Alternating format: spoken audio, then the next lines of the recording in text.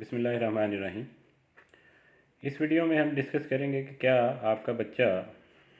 वाकई निमोनिया का शिकार है। तो पहली वीडियो में, इससे पहले जो वीडियो हमने अपलोड की, उसमें हमने सांस की जो नॉर्मल रफ्तार है उसको डिस्कस किया। अब हम कि वाकई कब आपका बच्चा निमोनिया का शिकार है और आप कैसे घर में इसको असेस कर सकते हैं या अंदाज़ा कर सकते हैं।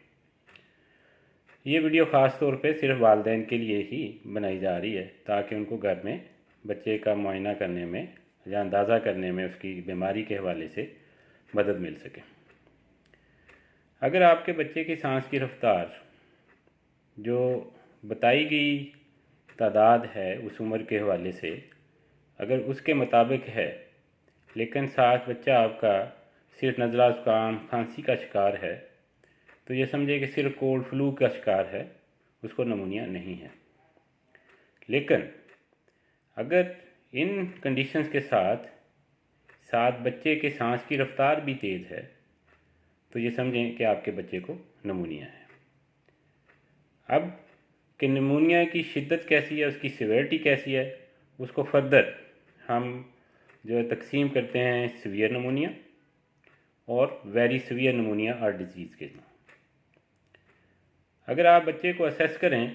कि बच्चे को नज़ला ज़ुकाम खांसी और उसके सांस की रफ्तार भी तेज़ है, लेकिन उसके साथ साइन ऑफ रेस्पिरेटरी डिस्ट्रेस जिसे हम कहते हैं, ये सांस लेने में जो तकलीफ़ है वो आ रही है, जिसका अंदाज़ा आप इस तरीके से कर सकते हैं कि अगर आप बच्चे की पसलियों पे देखें तो अगर उसमें पसलियों के दरमियान या पसलियों के नीचे गड़ा पड़ रहा है और बच्चा जब सांस लेता है तो साथ उसके नाक के जो नॉस्ट्रिल्स हैं, जो नथने जिसे हम कहते हैं, वो खुल रहे हैं सांस के साथ, तो इसका मतलब ये है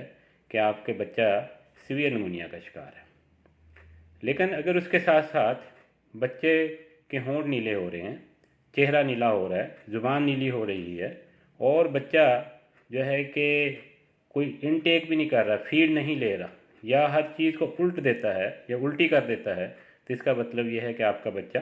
वेरी सीवियर निमोनिया जिसे हम कहते हैं उसका शिकार है। तो निमोनिया का हर हाल में इलाज प्रॉपर तरीके से ज़रूरी है। निमोनिया तक हम इलाज घर में भी कर सकते हैं, लेकिन जब सीवियर निमोनिया, जो वेरी सीवियर निमोनिया हो, तो अक्सर बच्चों को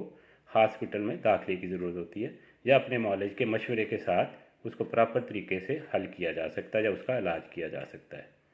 तो तमाम वालिदैन से दरख्वास्त है कि जब भी इस तरह की